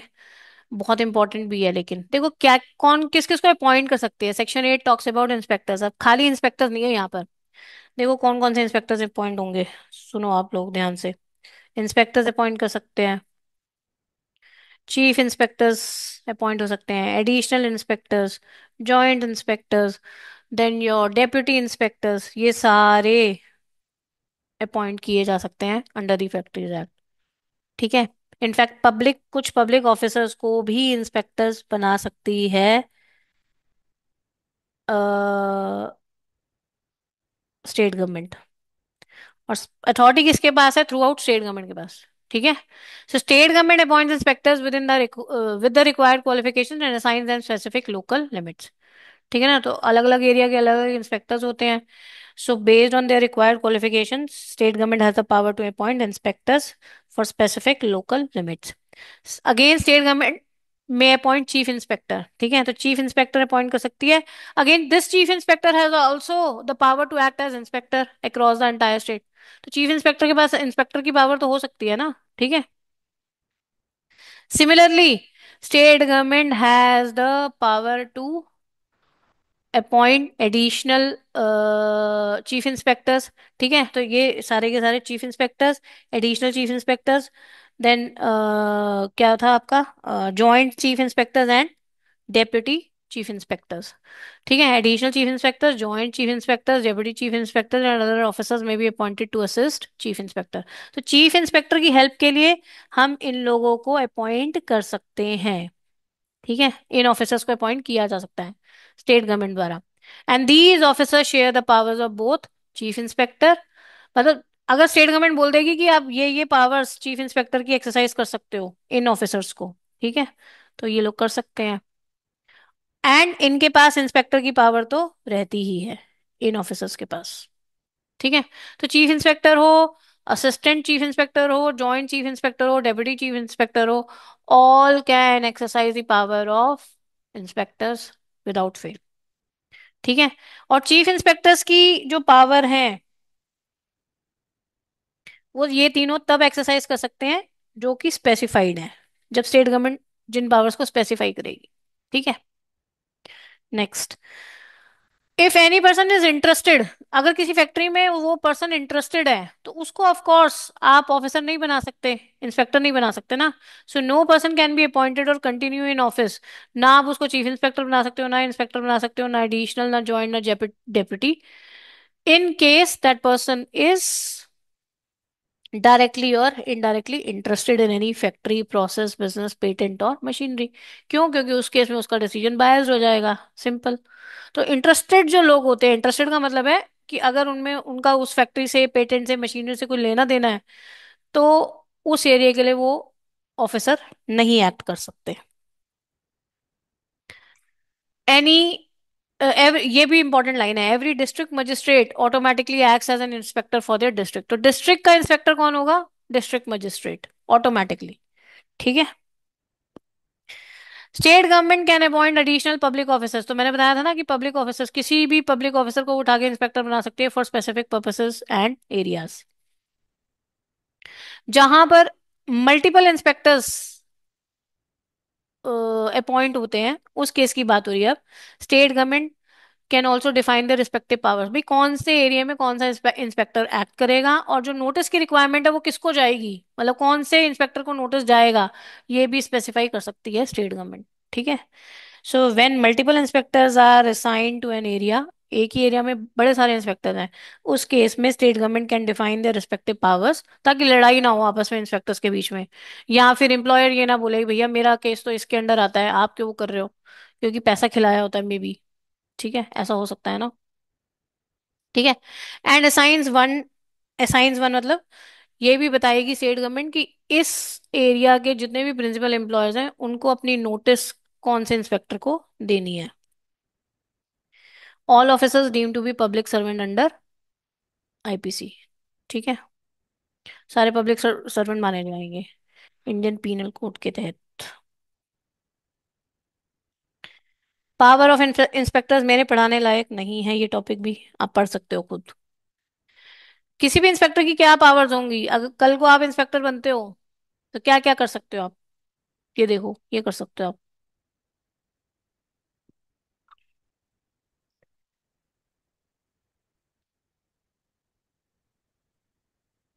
गो थ्रू कर लो इसको। ठीक है, इट इज जस्ट कि मैं आपके लिए कंसाइज थोड़ा सा कर दिया मैंने, तो आप स्क्रीनशॉट लेके बाद में भी पढ़ सकते हो क्या क्या कर सकते हैं। ठीक है, एग्जामिन कर सकते हो किसी प्रेमाइस को, एंटर कर सकते हो प्लेस में, production factory related registered documents को चेक कर सकते हो, उनको सीज कर सकते हो, उनकी कॉपीज ले सकते हो, ऑक्यूपायर को इंस्ट्रक्ट कर सकते हो to leave the premises for examination purpose. ठीक है, फोटोग्राफ्स ले सकते हो, और ऐसा कोई भी आर्टिकल और सब्सटेंस जो कि डेंजरस है वर्कर्स के लिए, तो उसका आप पोजेशन ले सकते हो, उसको टेस्टिंग के लिए भेज सकते हो, मतलब प्रोडक्शन भी रुकवा सकते हो आप। ठीक है,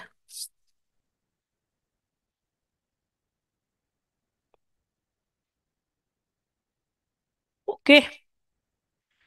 लास्ट सेक्शन है आज का, certifying surgeon. Certifying surgeon basically ये सर्जन वो नहीं है जो सर्जरी करें, यहाँ पर इनका काम है टू सर्टिफाई समथिंग। किस तरह का सर्टिफिकेशन चाहिए?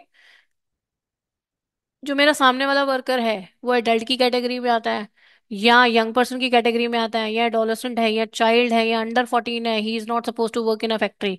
सो सबसे पहले तो सर्टिफिकेशन इसलिए चाहिए होती है कि इनकी एज को सर्टिफाई किया जा सके। तो कुछ लोग झूठ बोल के भी तो अपने बच्चों को फैक्ट्री में लगवा सकते हैं ना।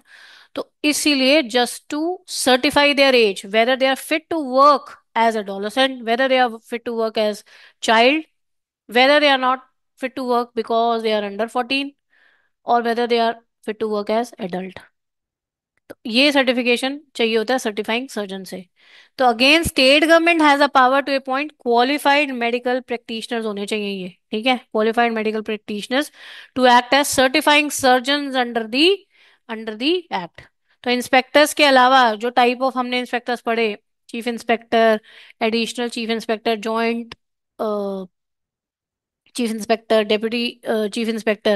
Apart from that, we have one another category of officer under this Factories Act, that is certifying surgeons।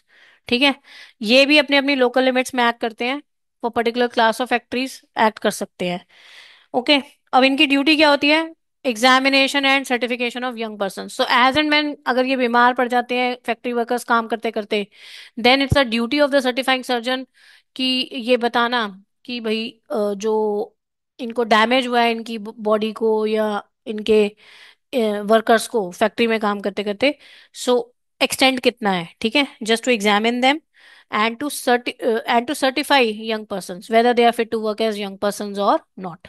ठीक है, examination of persons engaged in dangerous occupations or processes, there may be workers who are specifically engaged in the dangerous occupations and processes, then it's the duty of the certifying surgeons to examine them periodically, जैसा कि factories act में लिखा हुआ है। ठीक है, और क्या मेन इनका टास्क है? Conducting medical supervision in factories where illness are linked to the manufacturing process or working conditions. So there might be occupations which are causing illness to the workers. तो ऐसे वर्कर्स को medically supervise कौन करेगा? Certifying surgeons. Similarly if there is any change in manufacturing process or any new substance has been introduced in the factory because of which the worker health is getting deteriorated, ठीक है, तो उस case में भी certifying surgeons have the obligation or responsibility to conduct medical supervision. The third task which is assigned to certifying surgeon is in relation to young workers who are or will be engaged in work that may harm their health। ठीक है, तो किसी भी तरह से workers को की health पे अगर नुकसान पहुंचता है तो उसको लुक आफ्टर करने की जिम्मेवारी किसकी है? मतलब उस चीज को मेडिकली सुपरवाइज करने की जिम्मेवारी किसकी है? सर्टिफाइंग सर्जन्स की। ठीक है, ओके। और एक चीज और कि मेडिकल सुपरवाइज ये सर्टिफाइंग सर्जन्स की भी डेफिनेशन दी हुई है। जो मेडिकल प्रैक्टिशनर्स मैंने बोला है ना, qualified medical practitioners they can be chosen by state government to be appointed as certifying surgeons. तो ये क्वालिफाइड मेडिकल प्रैक्टिशनर्स की डेफिनेशन भी दी हुई है as per Indian medical degrees act या फिर इंडियन मेडिकल काउंसिल एक्ट 1933। तो पूछ सकते हैं, इसलिए मैंने डाल दिया है ये यहाँ पर। ठीक है, so they should be recognised as per Indian medical degrees act of 1916 या Indian medical council act of 1933।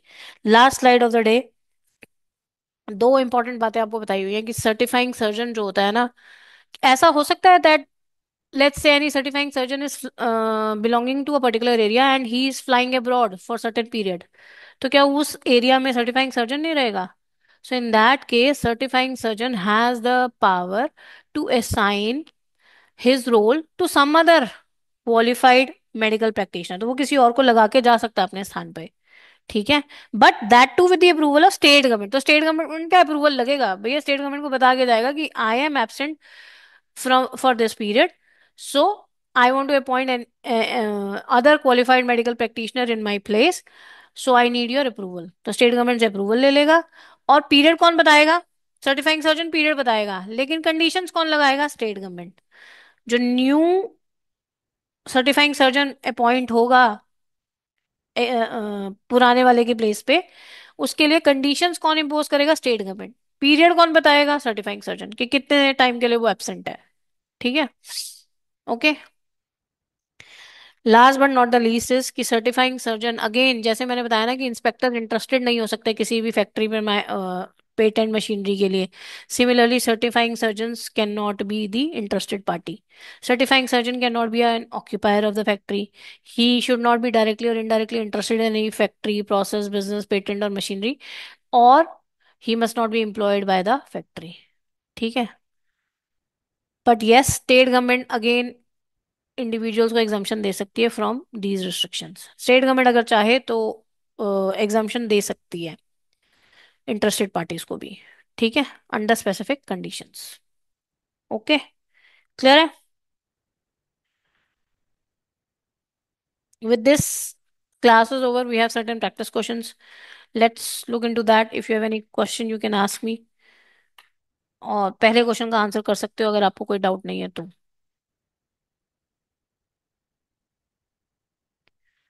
Answer आ गया या क्वेरी आई है? उसका आंसर आ गया है. ठीक है. फॉर अच्छा, कंप्लीट क्या है? ये क्वेश्चन आया हुआ है पेपर में. Which part of the definition of worker under the factories act is incomplete? Complete क्या है फिर? कंप्लीट इज योर रेमुनरेशन और नॉट. यस, सही कह रहे हो आप. ठीक है. ठीक है. Industrial safety is primarily whose responsibility? अब देखो, मैंने अगर आप लोग ना क्या करते हो, मेरी क्लास ये वाली सुनने के बाद ना इस क्वेश्चन का आंसर क्या बताते हो? चलो पहले आप आंसर बता दो, फिर मैं बता देती हूँ क्या बताते हो. मुझे हंसी आ जाती है उस पर. हाँ सही है Bhavana. Industrial safety is primarily the responsibility of occupier और मैनेजमेंट. किसको प्रोवाइड करना है? बेसिकली ऑक्यूपायर और मैनेजमेंट को.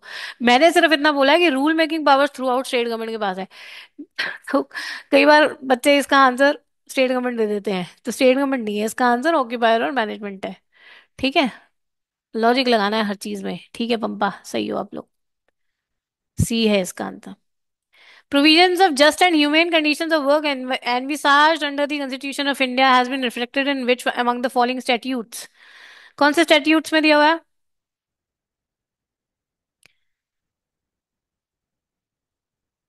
थ्री का आंसर क्या है जी? डी. ठीक है आप लोग, सही हो. As per the Factories Act, child means a person who has not completed. Child कौन से वाला होता है? फोर्थ का आंसर है बी, है ना? सही है. Factory means any premises where on. ये सारे क्वेश्चंस पेपर में आए हुए हैं.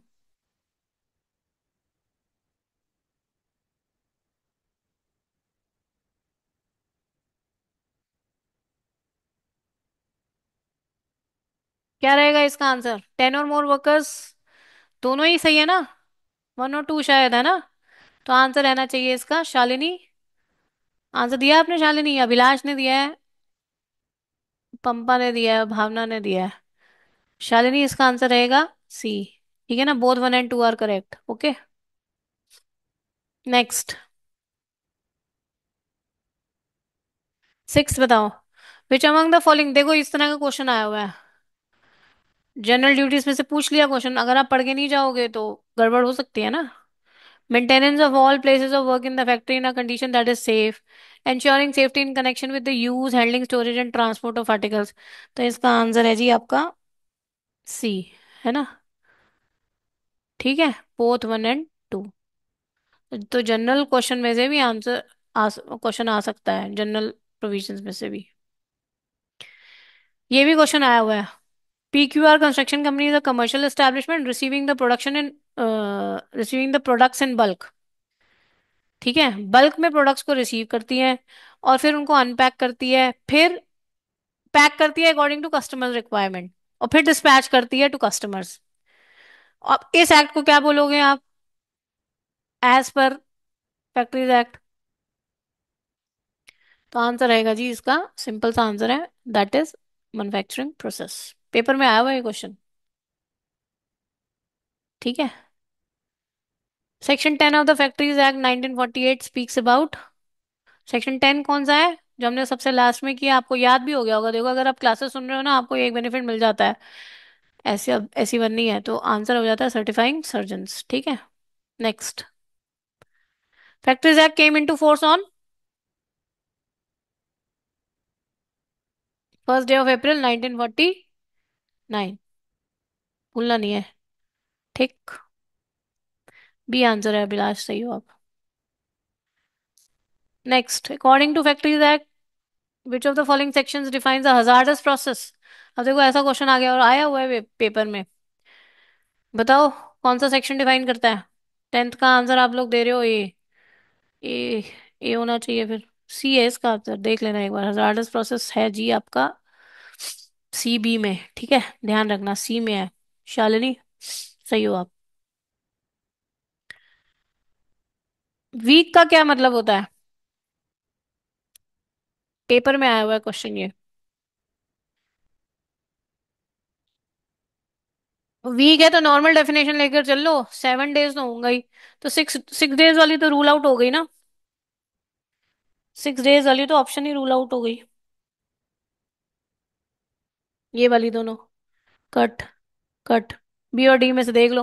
अब ये बोल रहा है beginning in the morning on Saturday, beginning at midnight. तो आंसर क्या होएगा। अब तो आंसर बता दो।